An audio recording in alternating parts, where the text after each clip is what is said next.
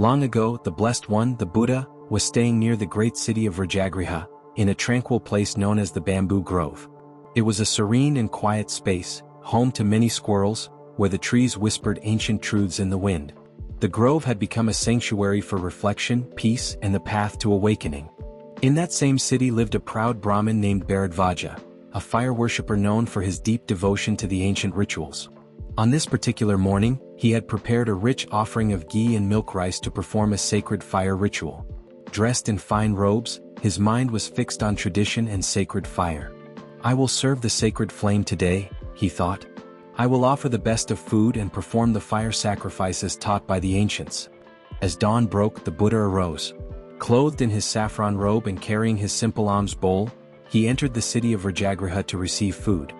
He walked calmly through the streets, accepting whatever was freely offered, without preference, without expectation.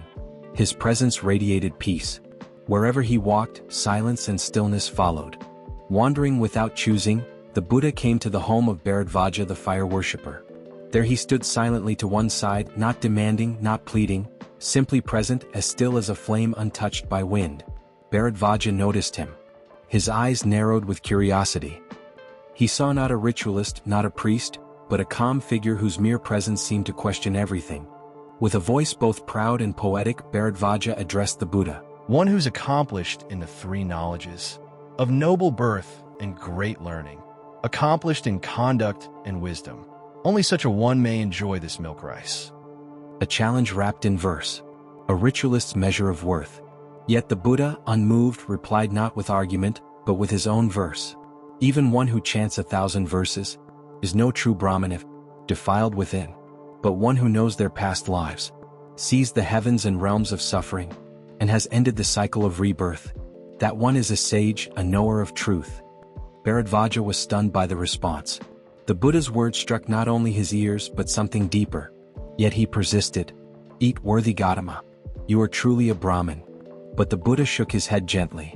"Food enchanted by verse is not for me. The Buddhists reject such things. We live by principle, not performance.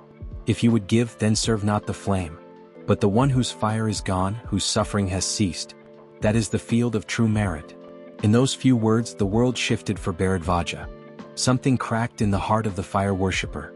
All the years of chanting, sacrificing, invoking sacred fire, none had brought him this peace, this clarity. He bowed deeply before the Buddha.